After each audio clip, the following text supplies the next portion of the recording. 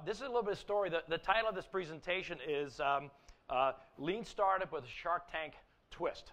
So I think you all know what Shark Tank is, but to help me get started, I'm going to kind of start backwards to how I do a lot of these originally. How many folks here work in what you'd want to consider a startup or a small enterprise? How many folks? Very few. One. All right. How many folks would say you are a team member in a large enterprise? Hundreds to thousands of employees. I'm shocked that you're all here. No, I'm thrilled that you're all here. So it's great to do this. The three of us are going to tell a story how we got another large company to begin thinking about this whole idea of lean startup, entrepreneurism, doing things different, Mavericks, all that kind of stuff. And I think it's a great real tale to begin to show that, oh, by the way, you've seen all the great stuff about GE, and I was very honored to be GE's executive director for global innovation. I left a couple of years ago to start this consulting practice. And Cisco we've got a great relationship, and they've been one of my largest clients since I left. Come on in, folks. We're going to probably have to grab some room over here. So let me tell you a little bit about why I started. By almost serendipity, and you're going to hear a little bit of the story of serendipity, and put in a plug as to why you should come to the Lean Startup Conference. I was having dinner with a Fortune 50 executive, by the way, happened to be from Cisco, and he gave me this quote: "We're under siege from new competitors and startups. Our customers are switching like never before. Oh, by the way, we're losing talent. We can't even get millennials to take a look at us." So if you're in a big company, I've got to imagine you're going through some of the same stuff. Come on in. Holy smokes, we got all kinds of folks coming. Sorry, I think we're about out of chairs, but come on up here. We'll do all this. I think I'm going to end up here because there's so many more folks coming. All right, we're gonna reload and bring this back as a quick startup. I think maybe they under-chaired the room. Oh, they just ended the other session. Got it. Okay. All right. We're gonna back up and reload. So that means we're gonna run a little late too, then, for everybody. How's that? Is that fine? Okay. Come on up. If some more folks maybe come on up here. I promise. You don't have to see the slides. Hopefully, it's a story that we're going to share. Come on in. Come on in. Is everybody about in yet? Ay. I think I am so thrilled. I'm going to put in a plug for this whole section right here. Chair. I got an idea. Come. Who wants a chair? We'll stand. Seriously. Take these. All right. 2 chairs there. A 3rd chair here. Excellent. Still chairs up here.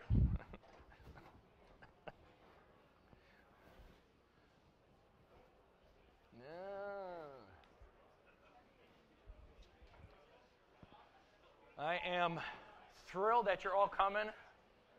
This is probably the question. This is probably the time when I say, why did you pick such a small space? Especially since yesterday Eric was saying, my God, I'm shocked at how many large enterprises have sent employees now to come learn about Lean Startup, which is exactly what this session is all about, the enterprise track. All right, can everyone at least see or hear back there? More, there's still, if you guys can shift over here to this corner, there's still a chunk here. All right, I'm going to try and start. Wow. All right, here we go. Can you hear me in the back? Yes, okay, perfect. All right, I'm going to start again. We chewed up about 5 minutes, so we'll run about 5 minutes late. So look, I'm Steve Liguori. I run a consulting firm called Liguori Innovation. The great story you just heard upstairs from Viv Goldstein. Viv worked for me for 8 years at GE. I was the director of global innovation up at General Electric. Fabulous ride, fabulous organization. But I'm not here to talk about that. I want to talk about how Lean Startup and the whole idea of entrepreneurship can get reborn again, customized in other great organizations, and in this case, Cisco. And I've got 2 great colleagues up here who are going to talk to me about how you do lean startup inside of another big company, which hopefully can be yours, and in this case with what we think is a very cool Shark Tank twist. So I'm Steve Liguori. Alex Gorachev is right over here. He's going to join me very soon. Director of Innovation Strategy and Senior Manager for Business Development. Ozeas is right over here too. They're going to be up very momentarily. So why the heck are we here? So for those of you who just saw this, I literally, within a couple of months of leaving GE and saying, you know what, I think I want to do this consulting practice. I really, truly am passionate. For those of you who come from a large company, can I see a show of hands? How many folks are from large enterprises? So I'm like you. I didn't grow up as a startup kid like Eric and all the great startups, which are fantastic, but how the heck do you apply it in our world? That's the 800-pound gorilla in the room. You probably have executives saying the same thing I had on this luncheon couple of months outside of GE. It's like executives in a panic. We're losing customers. We're losing employees. We're getting 2 kids and a dog in a garage eating our lunch. You know, what the heck is going on? What happened to our world when we were like in charge and everything? That's the panic we're going through. And the good news is, if you think this through and you think about how you can adopt it, we think you can make some great changes. And here's another success story that I'd like to share. Okay, you guys all know all this stuff. The only point I want to make about disruptive innovation is increasingly coming from out of left field, to use a baseball analogy. What do I mean by that? You know, if you're Uber, you're Airbnb, you can use hundreds of examples now. Startups are eating the lunch of large industries that have nothing to do with the industry that they're eating. They came in with completely different disruptive business models. How do you think about that? And how do you unleash the potential you have in your own employees to go do this? So, at least in my experience, and the way we started FastWorks at GE, and I bet this is true in a lot of you, people say, well, what do we got to do? Oh, we've got the answer. We got to act just like a startup. Anybody heard that in their company? Let's act just like a startup? Well, guess what? Okay, all of our big companies don't get it. The difference between saying it and truly changing a culture with thousands, if not tens of thousands of employees and global footprint matrices, anybody have to deal with that in their job, is so different from a startup world. It would be comical if it wasn't sad, because it's ultimately true.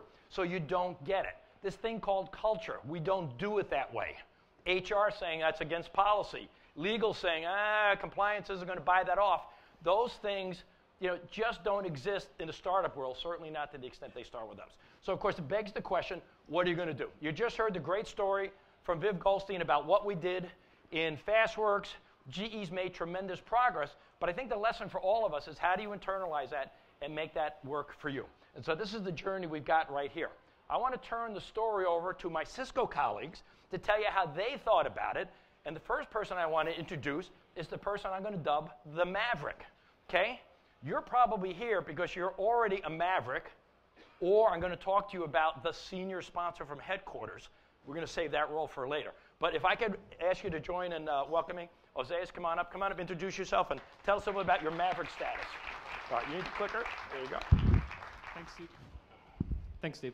Well, I am a person with a startup background, and then I joined Cisco, and it was quite a confusing time for me, coming from a place where you need to make decisions quickly and you only have a couple bucks to do them, to a place where doing anything requires getting buy-in for people all over the place and takes quarters just to get people to agree on what's the PowerPoint deck that we should use to tell the executive that we could potentially get funding for something that will no longer matter by the time we're done with it. So it felt like a foreign world to me. And at some point, I was in charge for the development of the top 2% talent in the company worldwide, which was a huge responsibility, but also a huge opportunity. And I looked at it from a startup perspective. What can we do, or what's the business opportunity of having access to these folks from all over the company? And going back to my startup background, I thought, well, maybe there's an opportunity in the space of innovation, because there's certainly areas where we could improve, right? So I called Eric Ries, and we had a few conversations trying to explore how this could work. And he said, why don't you go to the Lean Startup Conference? I didn't know there was one. So I came here, and I was attending one of the mentoring sessions, and was asking for people that had experience doing this in the corporate space. And the guy that I was just talking to, he said, you need to talk to this guy right there.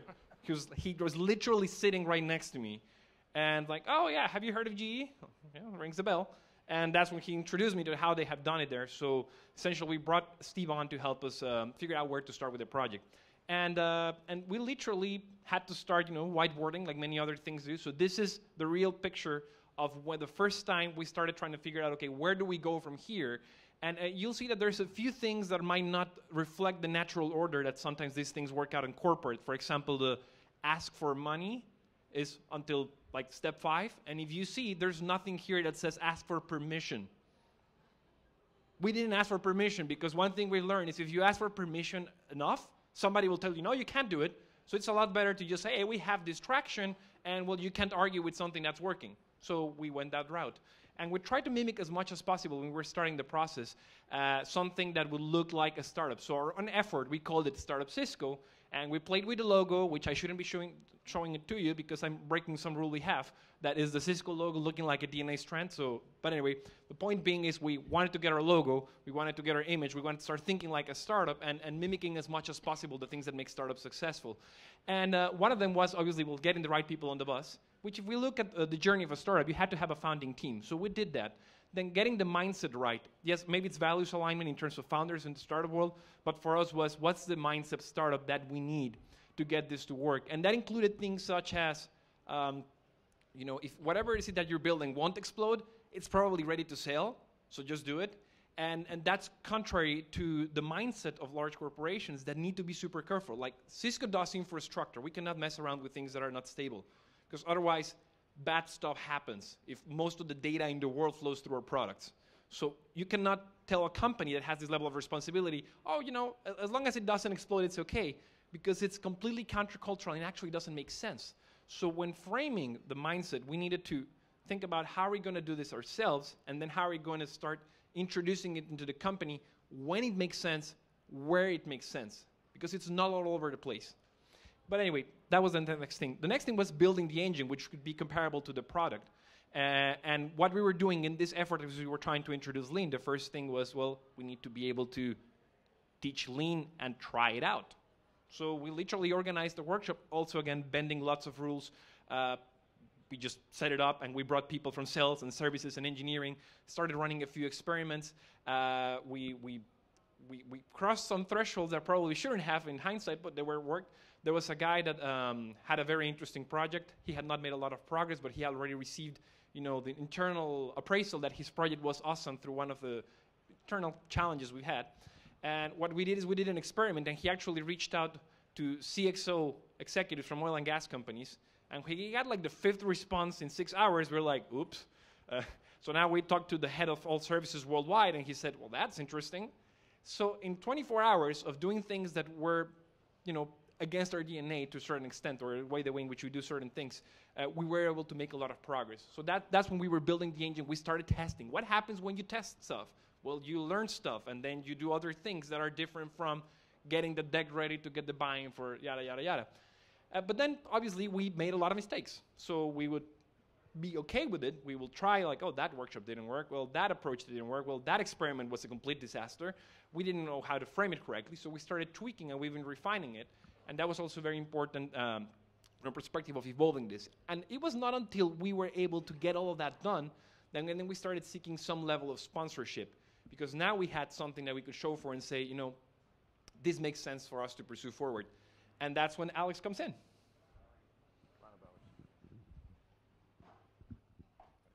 Thank you. All right. So when you think about Cisco, my day job at Cisco is driving our innovation strategy. So I mainly work with startups, right? And it's how we co-innovate and partner with startups. Perfect. Can you hear me now? Perfect. I mainly work with startups, right? So when I come back to Cisco, after spending a day with startup, right, I kind of come back to a corporate environment, which I really want to change. If you think about our strategy, we are a company of 70,000 people, about 20,000 contractors, right? So 100,000 people, blended workforce strategy. We build a lot of the stuff that we do, so we have 25,000 engineers that are innovating every day. We're probably the 2nd largest acquirer in Silicon Valley and the investors, so we buy a startup a quarter, and we integrate them. And then we partner with companies, we invest, co-innovate, we do a lot of stuff. But when you think about the structure, It works really well for the kind of big industrial machine for scaling. But it doesn't really capture well the new ideas or ideas that don't belong in a particular business unit, right? So we are fantastic with scaling things, with building them. But if someone has an idea about doing things better or new technology and it doesn't belong in any particular area of the business, then we're stuck, right? So that's why we truly believe that there has to be another pillar, and that's the pillar of innovation, employee engagement, and getting our employees to feel empowered and being able to express new ideas, but most importantly, being able to do something about those ideas. So a year ago, our CEO got changed, and we started to do focus groups with a lot of our employees about how they feel about different state of the business. I was lucky to run the innovation focus groups. And when we talked to our employees, they said, okay, we widely celebrate innovation. We know innovation. We're a very innovative company, but I don't necessarily understand what role do I, as an employee, play in innovation. And we heard this loud and clear outside of the engineering organization, right? So if you think about it, yes, engineering and IT, all of them are creating stuff every day. But if you think about people in marketing and finance and public relations, they don't really understand how they can play a role in innovation, right? Because they're not coders, they're not building products. So it felt like people really don't have a role to play, despite the fact that Cisco is a very innovative company. So what we wanted to do is solve that. We've listened to our employees. We've over 200 employees from 32 countries, and we kind of drilled it down to root causes, right? And the root cause is typically we celebrate innovation, we celebrate innovators, but then once they come up with a great idea, we have no ways of implementing it inside the company, right? So here's your award, go back to your cubicle, continue working on what you're doing. That's where we partnered with Steve to really design kind of the employee-wide cross-functional innovation engagement. And the way we look at it, every employee at Cisco, and we're starting to message this, has a role to play in innovation. So that's the first thing. Even if you don't have an idea, you can be an angel to others. You can mentor them, you can help them, you can support them. That's very important. One of the things that we're seeing, we have a lot of engineers that tend to innovate with more engineers. That's not necessarily how good products are built, right? We want to make sure that we have business people, marketing people, and all the people at the table. So that's why we've created an angel and a mentor network. And everyone, we just launched it actually last week, and everyone in our company can sign up to be a mentor or angel. And I think in the first 2 days, we've nearly had 600 people sign up with different expertises, and then now we're building those cross-functional networks. Because when you think about a large companies are very tribal. You typically operate within your team, but you have no connections to the other side of the business. So when I talk to people in finance, I ask them, do you know what we do? And they're like, well, not really, but we really know finance well. So it's how you mix things together. And then we have founders, and these are the people that not only want to come up with ideas, but most importantly, people that want to implement those ideas. The other thing that we hear from employees is, I really want to be innovative, but I don't know where to innovate. Help me be more innovative, right? So we created this, we actually worked with Adobe to create this table of periodic elements. And when we go, we provide them an ambition per every market, per technology, and per vertical. And specifically, we want to focus on the things that are not necessarily native to Cisco. Because again, the things that we know how to do, we do them really well, better than anybody else. But we're asking, hey, think about how would we use drones in agriculture with a pay-per-use model? That really allows people to think differently. But most importantly, for us to execute on the company, we actually have an executive sponsor for each one of those buckets. That means that we talk to the business, they give us the statement of ambition per market, and then we have commitment from the business to go and do something about the employee ideas. And I think that's the most important one. Again, you can have a lot of ideas, but if you don't follow through, you just discredit yourself. Then we have a structured process, right? It is a Cisco Innovation Challenge. Now we kind of want to run it twice a year. And frankly speaking, there are a lot of challenges. And there's been some challenges at Cisco where people celebrate innovation, but it ends with the prize. For us, awarding of the prize is just the beginning. So what we do is we worked with Steve to design this process where we go to the entire company, we ask them for ideas. There's only one catch, two. You have to be below vice president level, so it's an equal playing field. You better have a cross-functional team, and most importantly, if you're working on this today, you can't submit your idea. Give us the ideas that are outside of your team scope today. So last time we did it, we had about 50% of the workforce participate. In a company of 70,000 people, that's huge. I mean, we never expected that. Then we go from structured validation process, so we follow the lean startup model. OSES runs the workshops. And then we get to, basically it's a funnel, right? We get to 10, 15 high potential ideas, and then we work with them to implement it. One thing I really resisted, and it's funny, it's actually how we met with OSES, is OSES said, look, all those employees, they need to be in front of the customers. And I said, over my dead body, we're not letting our engineers talk to our customers. They'll screw everything up, right?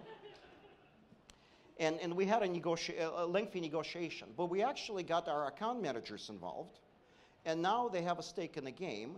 And out of the winners from the last one, we actually have customer-funded pilots. And we have the winners that are engaged with the customers, so we skip the multiple levels of Cisco bureaucracy. The other thing is, whoever is kind of on the short list of ideas, they can meet with the CEO or any of the executive in the company, they can pitch their ideas, so they have unprecedented access. And that kind of helps with the multiple bureaucracy and management layers, because all of a sudden management realizes that their employees have a real good visibility, and you kind of get system to support them. So that's how we do this. I think one important thing, we're looking for people who can implement ideas. So if you have a great idea for Cisco, but you're not willing to implement it, thanks but no thanks, right?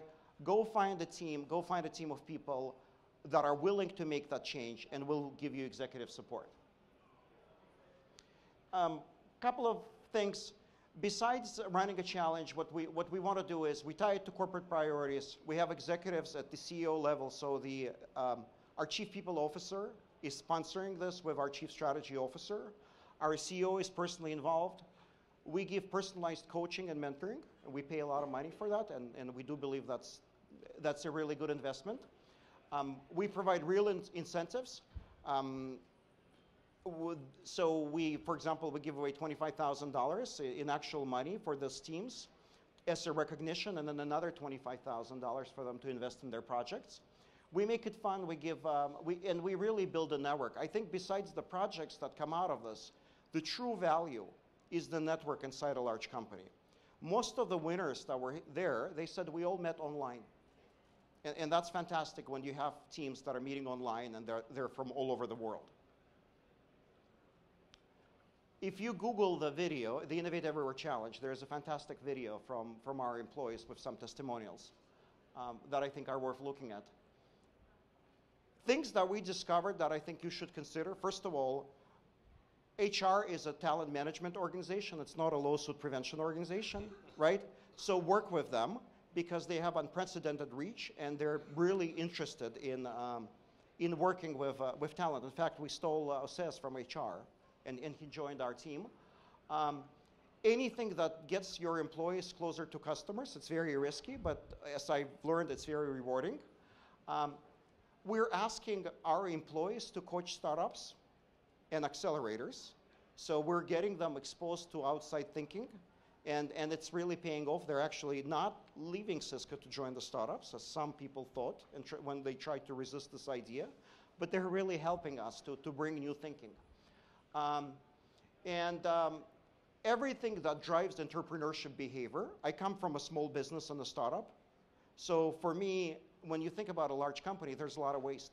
So everything that drives that small business mentality in a large company is actually very good for you. But the most important thing is when we talk to our employees, they often have this perception. And if you change that perception, people stay, they work hard, they come up with new ideas, right?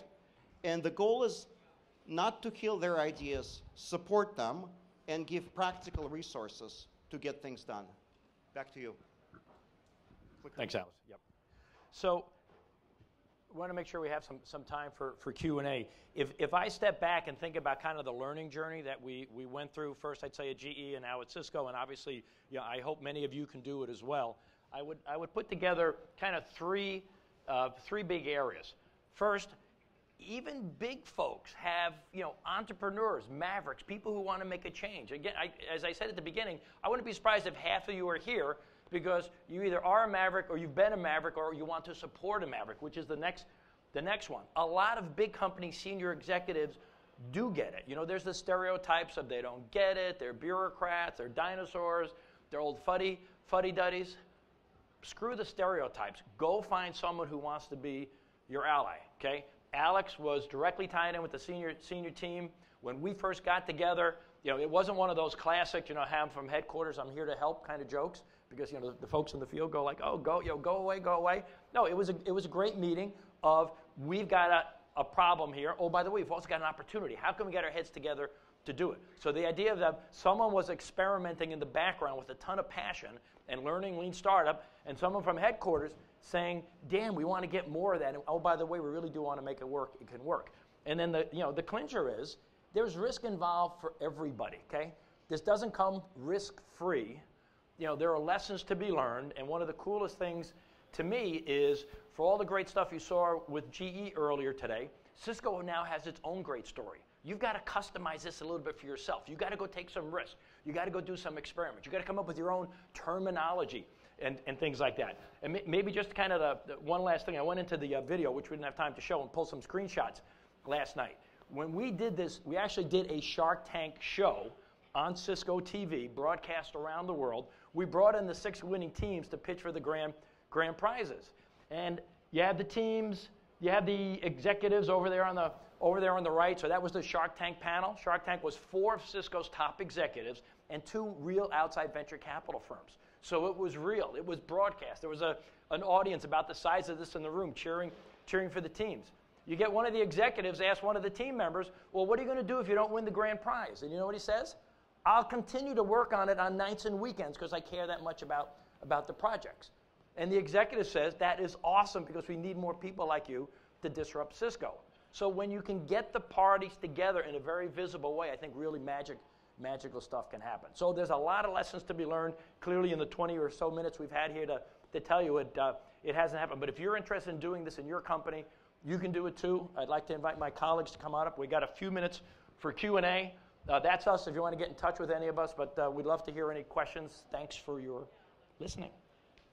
Gentlemen, right there, shoot. Got 5 minutes? All right, I'm getting the 5 minute bit. Go ahead.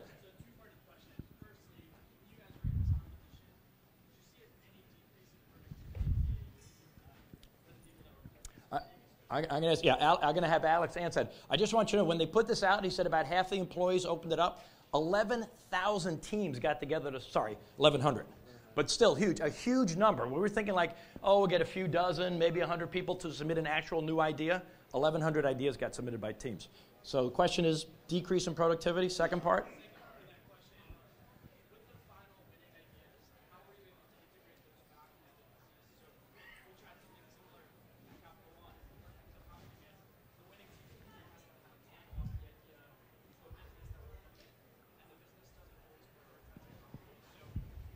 Great question. So the first of all, yes, we had a decrease in productivity. I had a bunch of managers that are saying, let me repeat the question. Have we had a decrease in productivity because people are participating in this? Absolutely.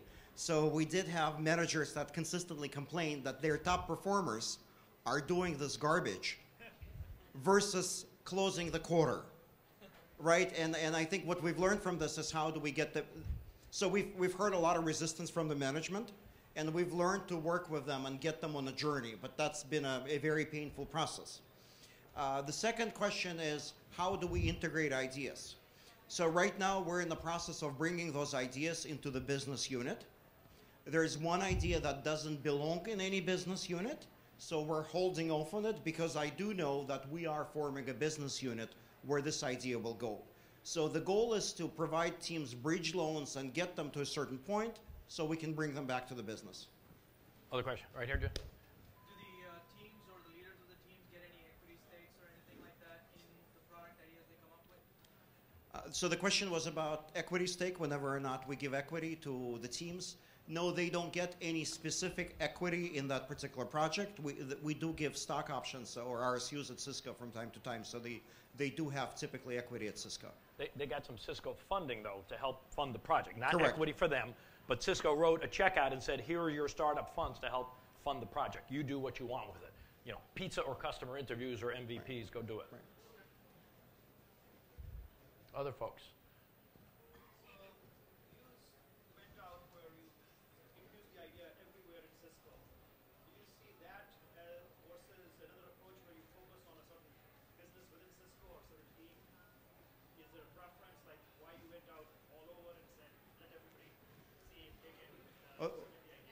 That's a great question. So the question is, why did we pick a certain categories of the ideas, right? And I think the answer is we see, no matter what we ask our employees to innovate on, they will kind of innovate on what they want.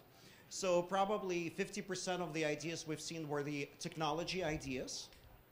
25% of the ideas were business improvement ideas, which we were pleasantly surprised with, because innovation is about process improvement. It's not necessarily about building a blinking router, right? So it's how do you execute faster and better. And then the remaining quarter of the ideas we've seen between colonizing Mars, which we dismissed before Elon Musk talked about this, so now we regret, and the other one about corporate social responsibility. So that's kind of where we see ideas. When you think about what you guys have executed versus a build, measure, learn cycle, or bringing it into culture where every project has this as its methodology, how are you confronting that ideas and what's kind of blue space, open space versus what's day-to-day business? How are you bringing these into the everyday business, or are you?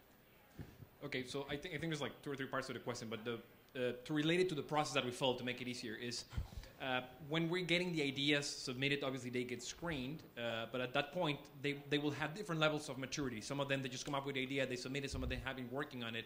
But regardless of where they are, there's a point in which we get the finalists or the semi-finalists together, and we introduce them to the build, measure, learn cycle. We have them go have interviews, run their experiments, etc. And then they go through a process of running experiments, gathering evidence before going into the finals. So it is inserted, it's crucial to the process, because ultimately whatever they ended up submitting looks entirely different after they've been confronted with reality, and now we're moving into the finals phase.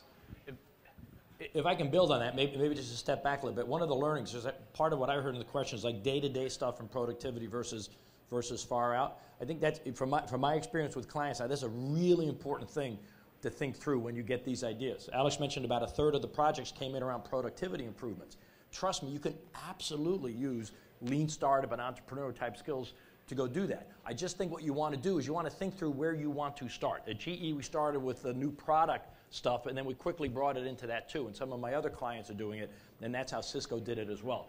It's a slight, it's like everything else in a big company. It's got to be slightly tweaked and customized for you. But the process of, refining a manufacturing process versus going out and experimenting with Brave New World, drones, and things like that, it's got some differences. And so you just want to, I think through where you want to start when you get this going. And I can tell you again, based on experience, you're going to get more energy, at least initially, around going with some of the outside crazy ideas, and then you start coming closer to home with them. Maybe one more. We're done. Okay. Thank you, Jennifer. All right. Thank you, everyone. We can hang around for a few minutes.